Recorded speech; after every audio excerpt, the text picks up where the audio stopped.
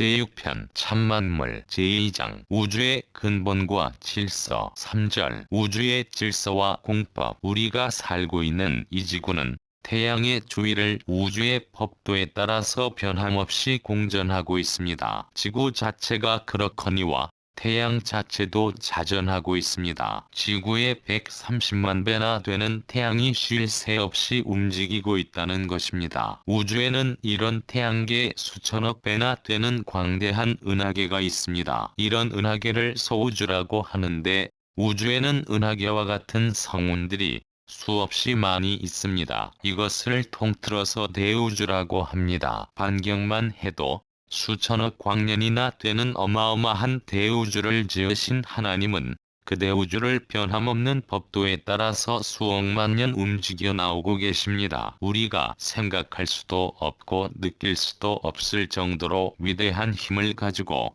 모든 천체를 움직이신다는 것입니다. 이러한 우주를 지으신 하나님을 생각하면 생각할수록 우리는 그 웅장함과 위대함에 자연히 머리 숙이지 않을 수 없습니다. 이런 대우주를 창조하신 그분이 우리를 지켜주시는 아버지요, 우리를 보호해주시는 하나님이요, 실존하시는 위대한 주인공이라는 것입니다. 대우주를 볼 때 우주가 무질서하게 되어 있지 않습니다. 단위를 구성하는 공식 위에 우주는 움직이고 있습니다. 그렇기 때문에 천년 만년 움직인다 해도 착오 없이 움직입니다. 오늘날 과학의 발달도 공식상의 발달입니다. 수학을 통해서 모든 것을 풀어내는 것도 공식을 연결시켜 푸는 것과 마찬가지로 과학 문명은 공식상의 발달을 하는 것입니다. 공식은 단위적 완성입니다. 단위를 연결시켜야 됩니다. 그것은 출발과 끝이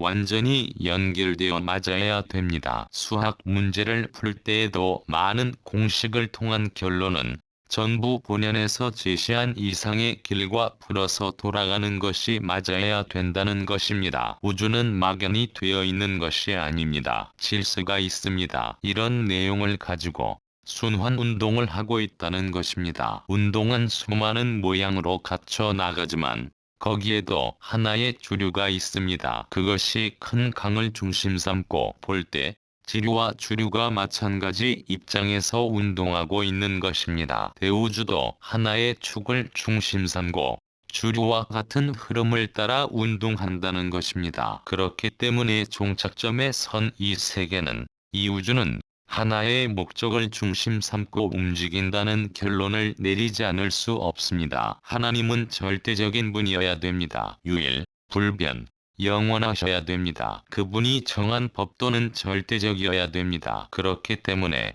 이 우주는 그 법도에 따라서 천년 만년, 몇 억만 년 운동을 계속합니다. 미물인 동물 세계라든가 식물 세계도 그런 과학적인 공식 법도에 의한 터전 위에서 존속합니다. 그렇기 때문에 수학으로 다 풀 수 있습니다. 미물인 동물도 그렇고 식물도 그렇고 대우주의 운행하는 모든 것도 법도 위에 서서 영원한 궤도를 따라 존속하기를 바라는데 만물의 영장인 인간이 주먹구구식으로 제멋대로 되었겠느냐는 말입니다. 그렇게 안 되었다는 것입니다. 광대무변한 대우주는 하나의 공식 원리를 통해 운동합니다. 공식은 단위를 통해서 단위를 결속시켜서 이루어집니다. 이 우주는 공식을 바탕으로 한 형식을 통해 창건된 세계이기 때문에 공식에 들어맞습니다. 그래서 수학으로 풀 수 있는 것입니다. 전기도 수학으로 풀잖아요. 수학은 공식을 활용해서 풀어나갑니다. 공식은 단위가 있어야 됩니다. 하나, 둘, 셋이라는 단위를 통해서 나옵니다. 그러니 단위가 맞아야 되고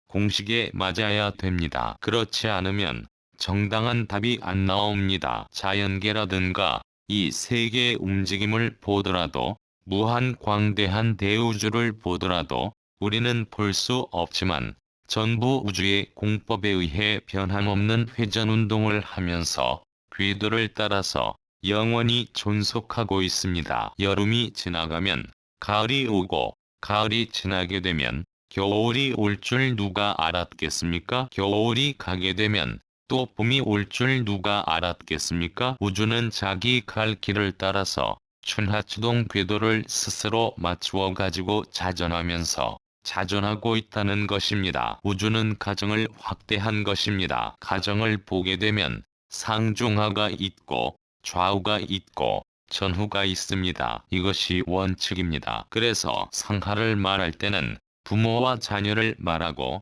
좌우를 말할 때는 남편과 아내를 말하고 전후를 말할 때는 형제를 말합니다. 이러한 전체가 무엇으로 하나가 되느냐? 힘으로, 지식으로, 돈으로 할 수 없습니다. 그러면 어떤 것으로 할 수 있느냐? 사랑입니다. 사랑도 보통 사랑이 아닙니다. 참사랑입니다. 그것은 틀림없는 진리입니다. 그렇지 않고는 구형이 안 됩니다. 그러면 상중하는 가정에 있어서 무엇이냐? 사랑의 교제입니다. 우주사랑을 접할 수 있는 사랑의 교제입니다. 그와 같은 것을 사회에 가서 하라는 것입니다. 사랑의 법을 세우기 위해 우주가 있다고 생각할 때 얼마나 이 세계가 일정하게 달라지느냐? 봄철에 찍찍거리는 참새들도 그러는 것을 볼 때야 우리 부처가 참새보다 나으냐?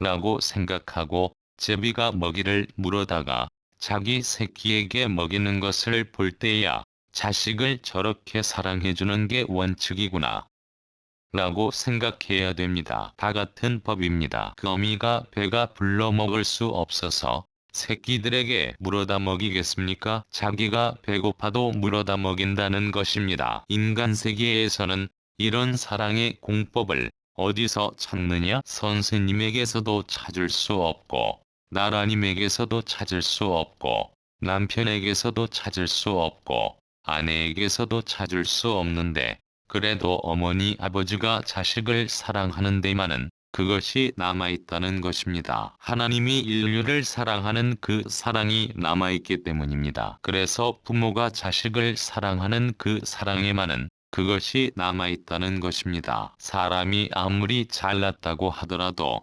춘하추동 사계절에 순응해야 됩니다. 겨울인데도 아이고 나는 여름을 좋아하기 때문에 못이 적삼 치마 저고리를 입어야 되겠다.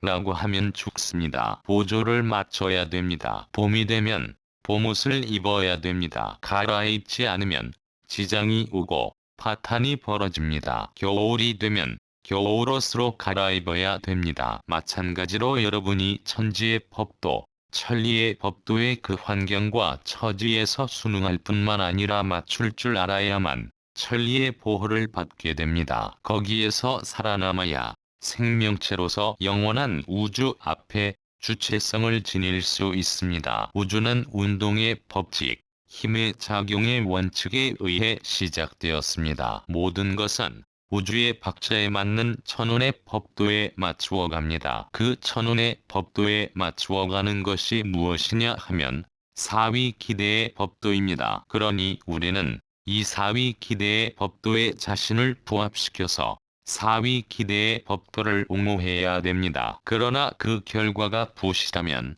불합격자가 됩니다. 다시 말하면 부부간에 아무리 잘 주고 잘 받는다 해도 결과적 존재인 자녀가 없으면 불행한 것입니다. 왜냐하면 우주의 법도와 원칙이 사위 기대를 중심 삼고 돌고 있는데 3위 기대밖에 못 이루게 되면 영원히 도는 사위 기대 법도 앞에 배치되기 때문입니다. 그렇게 되면 하나님과 거리가 멀어지게 되니 자연히 슬퍼지는 것입니다. 기쁨은 어디서 오는가? 마음의 요구에 몸이 응할 때 생깁니다. 마음과 몸이 완전한 주체와 대상이 되어 사위 기대를 이루게 되면 마음이 원하는 대로 몸이 움직이게 됩니다. 그러한 입장에서 기쁨이 오는 것입니다. 우주의 원칙인 천운이 옹호해주니 하나님과 만날 수 있는 거리가 점점 단축되어 가까워지기 때문에 기쁨이 생기는 것입니다. 그렇지만 양심에 가책되는 일을 하여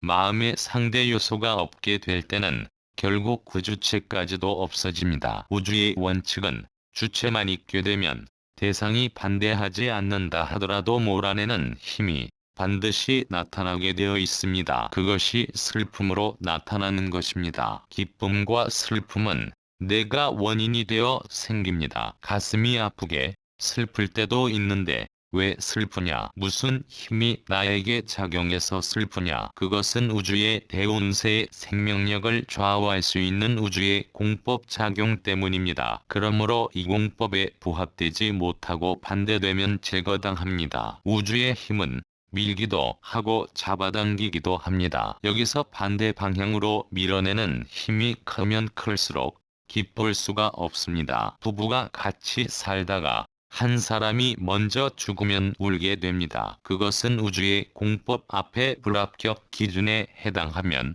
우주의 공적인 힘이 그 사람을 밀어내게 되고 또 그렇게 될 때에 슬픔의 강도가 높아지기 때문입니다. 그러면 기쁨은 어떻게 생기느냐? 우주 공법에 일치되는 자체가 되면 우주의 힘이 그를 안으려고 합니다. 그 힘이 크면 클수록 강하게 부여앉게 되고 강하게 안으면 안을수록 그는 내적인 중심에 들어가게 되기 때문에 기쁨이 온다는 것입니다. 그러므로 슬픔과 기쁨은 자기 자신에게서 벌어지는 것이 아닙니다. 이것은 힘의 원칙, 즉 우주 공법을 중심 삼고 벌어집니다. 공존하는 우주를 바라보면 거기에는 반드시 화합작용과 반발작용이 있습니다. 화합작용은 더 큰 데로 화하려고 합니다. 여러분의 마음도 화합하려고 하는데 더 큰 데로 화합하려고 합니다. 화합하는 데는 그냥 하지 않습니다. 돌면서 하는 것입니다. 작은 것이 둘이 합하려면,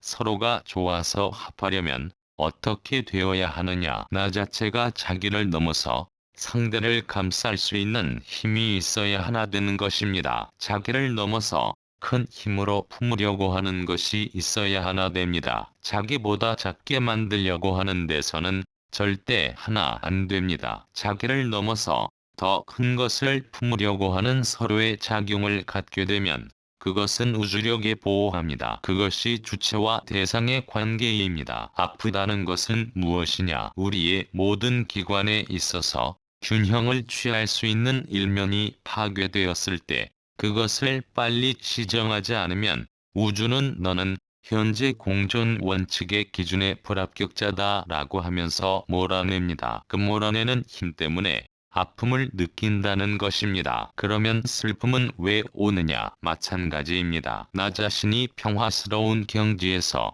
몸과 마음이 하나 되어 환경과 하나 되어 우주의 더 큰 세계로 전진해 나가는 데 있어서 화하는 자리에 선다면 거기는 우주가 보호해주는 것입니다. 우주 전체 세계에 있어서 서로가 연결되어 공존할 수 있는 연체적 작용권을 이루고 있으면 서로가 상응하는 입장에서 보호해주는데 거기에 상반될 때는 반드시 우주력이 몰아냅니다. 이것이 슬픔으로 연결되는 것입니다. 우주에는 상대 이념을 갖추지 않은 존재는 존속할 수 없습니다. 상대 이념을 갖춘 사람은 보호합니다. 반드시 보호해주는 것입니다. 그렇기 때문에 남자 여자가 영원한 사랑을 중심 삼고 하나 되어 살려고 할 때는 전 우주가 보호합니다. 전후좌우에서 이것을 침범할 자가 없습니다. 병난 것은 몸에 주고받는 길이 있는데